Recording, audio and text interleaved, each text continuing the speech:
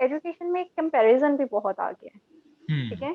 Comparison बहुत किया जाता है, जिसकी वजह से आपको पता है कि बच्चे जो है सुसाइड अटेम्प्ट कर रहे होते हैं। इसके बारे में आप क्या कहते हैं? What's your opinion? ये वही बात है, आपने उसको फेलियर से इतना डराया हुआ है, आपने इतना उसको डरा दिया है कि अगर तुमने अपने एजुकेशन सिस्टम में फेल हो गए तो एट द एंड तुम अपनी लाइफ में फेल हो जाओगे। पेरेंट्स बुरी तरह से इंसल्ट करते हैं, कॉलेज में इंसल्ट हुँ, होती है, टीचर्स इंसल्ट करते हैं, डीन्स इंसल्ट करते हैं, उसके फ्रेंड्स उसको इंसल्ट करते हैं, जस्ट बिकॉज कि पूरा सिस्टम हमने इस तरह से डेवलप कर दिया। अब ये बात भी हमें समझनी है कि 100 स्टूडेंट्स इन क्लास में 100 के 100 तो टॉप नहीं करेंगे। हमें टॉप तो करेंगे, कोई हुँ, एक या दो तीन टॉप कर लेंगे। तो बाकी सब क्या क्या कसूर है कि आप उनको बता रहे हैं कि यू आर द लूजर्स। आप 97% लोगों को कैसे बता सकते हैं कि you are going to fail in your life. तो इवेंचुअली उनको क्या लगता हुँ, है कि अगर हम 96th नंबर पे भी होंगे ना, आप ये देखना जो सुसाइड करते हैं वो अक्सर लाइक होते हैं, हुँ, लाइक होते हैं क्यों? क्योंकि उन्होंने मेहनत पूरी की होती है लेकिन उनकी पोजीशन नहीं आई होती, या लेट्स सपोज कि वो परसेंटेज वो नहीं आई होती जो वो आगे प्लान कर रहे होते यूनिवर्सिटीज में जाने के लिए। They go for suicide because they know it would be really difficult to face parents, hmm, face might be friends, relatives, and the professors, deans, class fellows and all, इन सबको face करना बड़ा मुश्किल होगा। तो वो क्या करता है, he usually goes for the suicide thing। अच्छा, दूसरी उसमें ये चीज़ आती है कि आपने उसके अंदर प्रेशर हैंडलिंग स्किल आपने उसको सिखाई नहीं है, आपने उसको माइट भी फेल होना नहीं सिखाया। फेल के अंदर भी हुँ, उसने कहा था एक बंदे ने कि फेल फॉरवर्ड। फेल फॉरवर्ड का मतलब है हुँ, कि अगर तुम फेल भी हुए हो तो कोई बात नहीं, आगे की तरफ गिरो। फॉल फॉरवर्ड, इनफैक्ट गिरना भी है तो आगे की तरफ गिरो। इसका मतलब है कि जब तुम पता तो चले, थोड़ा एक्सपीरियंस तो करो। अगर स्टडीज में भी थोड़ा फेल हो गए हो, अगर कोई मार्क्स कम भी आ गए हैं, यार सबसे पहले हमें ये समझना है कि marks are not the definition of intelligence. हुँ, इसका ये मतलब नहीं है जिसके ज्यादा मार्क्स आ रहे हैं ही इज रियली इंटेलिजेंट। वो माइट भी उसको मौका मिल गया, उसने ज्यादा पढ़ लिया, उसने रट्टे ज्यादा लगा लिया, आपके सिस्टम में रह गए तो वो टॉप कर गया।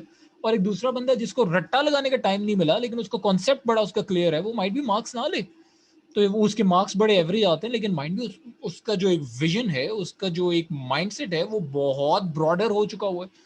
ऐसा भी हो सकता है। हुँ, तो उसमें मार्क्स से हमें मार्क्स को एक हमने जो एक टारगेट बनाया हुआ है, या तो उस मार्किंग क्राइटेरिया को थोड़ा सा और इफेक्टिव बनाना पड़ेगा। प्रोडक्टिव नहीं है इस हुँ, वक्त, उसको बनाना पड़ेगा।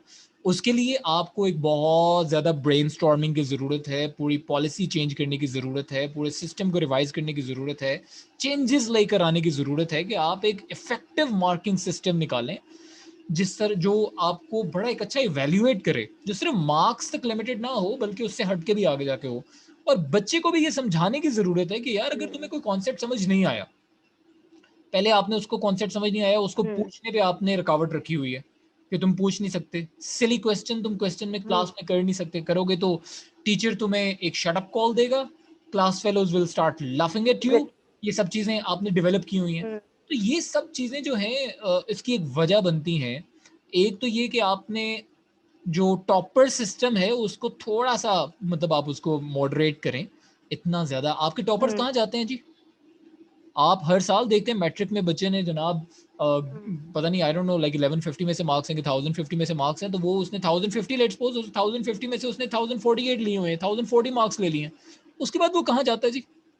इंटरमीडिएट में कहाँ होता है वो?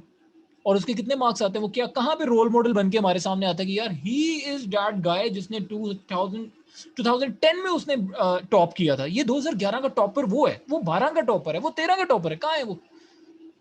हुँ, कहाँ है? Nobody nose.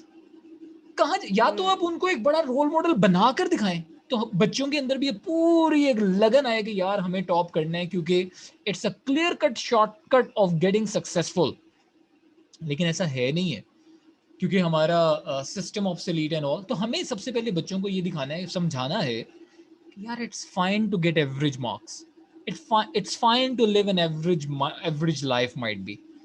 आप खुद अपने आप हुँ, को सेल्फ ग्रूमिंग कर सकते हो। देखें, आपके बच्चे क्यों जनाब जाकर सुसाइड की तरफ चले जाते हैं, या डिसहार्ड होकर स्टडीज को छोड़ देते हैं, या लेट्स सपोज घर पे फाइट करने लग जाते हैं कि we don't want to study and all, या अपना इंटरेस्ट लूज कर लेते हैं, या घर पे बताया हुआ है कि हम पढ़ रहे हैं और बाहर जाके ग्राउंड्स में जाके बैठ रहे हैं, या क्लासेस में जा भी रहे हैं, बस they are just living, they are just existing, कि सिर्फ क्लास में बैठे हुए हैं। तो उसमें क्या हुँ, करना पड़ेगा आपको, एक थोड़ा सा दोनों तीन तीन लोगों की रिस्पॉन्सिबिलिटी है। नंबर 1 पेरेंट्स की, they should understand that they should hmm, encourage the kid, अगर उसके इवन एवरेज मार्क्स भी आ रहे हैं, वी शुड एक्सेप्ट इट। दूसरी रिस्पॉन्सिबिलिटी है टीचर्स की, जो उसको क्लास के अंदर बताएं कि यार कोई कोई बड़ी बात नहीं अगर तुम्हारे मार्क्स कम आ गए। तीसरी रिस्पॉन्सिबिलिटी है आपकी एजुकेशन सिस्टम की, जो थोड़ा स्ट्रॉन्ग हो, हुँ, हुँ, उसमें हर साल आपका कंटेंट रिवाइज हो और वो आपकी लेटेस्ट हुँ, मार्केट रिक्वायरमेंट्स के अकॉर्डिंगली बना हो। तो आपके हुँ, बच्चे को भी पता होगा कि ठीक है यार, ये पढ़ना ज़रूरी है। आज तो बच्चों को यही नहीं पता कि पढ़ना क्यों ज़रूरी है। आई मीन आपने हुँ, क्यों हुँ, वो सारी चीज़ें पढ़नी है जिसका अभी आगे जाके लाइफ में यूज़ ही नहीं है। उसकी एक सिंपल एग्जांपल लेते हुँ, हैं हम, कि हम उनको लिखना सिखा रहे हैं, उनकी हैंड राइटिंग के ऊपर फोकस कर रहे हैं, ये सब चीज़ें। कौन सी ऑर्गेनाइजेशन हुँ, है जो आज भी हैंड रिटन लेटर्स, एप्लीकेशन, वो जो भी मेमोज वगैरह जो भी बन रहे हैं, वो कौन सी ऐसी हुँ, ऑर्गेनाइजेशन है जो हैंड रिटन स्टफ के ऊपर काम कर रही है जी? कोई भी नहीं। हुँ, कौन सी ऐसी ऑर्गेनाइजेशन है जो मैथमेटिकल क्रिटिकल आपको जो वो सारी प्रॉब्लम्स है वो सॉल्व करवा रही है? कोई भी नहीं, सारे कंप्यूटर डिपेंडेंट है।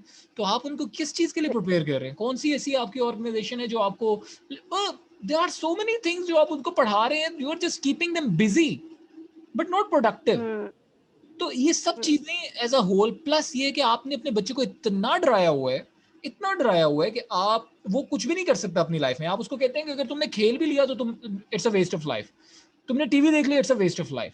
तुमने गेम खेल हुँ, लिया, it's a waste of life. आप उसको डिसिप्लिन सिखाएं, आप उसको बताएं, समझाएं कि हुँ, क्या चीज़ है, क्यों है, और एवरेज मार्क्स कैसे आते हैं और क्यों आते हैं और क्यों नहीं लेने हैं, उसको पता ही कुछ नहीं है। उसको सिर्फ ये पता है कि यार I have to get good position. क्यों, ये नहीं पता। अच्छी पोजीशन लेके लाइफ बनती है, किसकी बनी है? हुँ, यू नेम दोज पीपल, किसकी बनी है? आपका चल रहा है ना आपका सिस्टम। ठीक है, एक जी, एवरेज जी, आपको एक अच्छी जॉब मिल जाती है, ऑफर हो जाती है एंड ऑल, जी, but I have seen people who even scored good positions in the education system and after that they are doing nothing, or might be they are performing hmm, below average in the market. Hmm, So it happens. तो आपको उसको थोड़ा सा pressure अपना, हमने उसके sir से pressure कम करना है, तभी उसका ये प्रेशर उससे थोड़ा सा रिलीज होगा। उसको बताना है कि marks are not important, your vision and your हाँ, exposure is important, understanding of the problem is important, defining it, हुँ, how to make it more creative, that is more important. आपके पास जो एग्जिस्टिंग प्रोडक्ट्स हैं उनको more creatively कैसे आप present करोगे, वो आपका एक टॉपिक हो सकता है। या आपके कोई हुँ, टूल है, एक मशीन है, उसके अंदर फर्दर क्या चीजें तुम लेकर आ सकते हो, गिव देम अ टास्क कि यार देखो इसके अंदर क्या क्या चीजें हो सकती हैं, फर्दर कैसे इसको एक्सपैंड किया जा सकता है। ये करना चाहिए हमें थोड़ा सा, मार्क्स से अच्छा, उसको बाहर निकाले थोड़ा सा।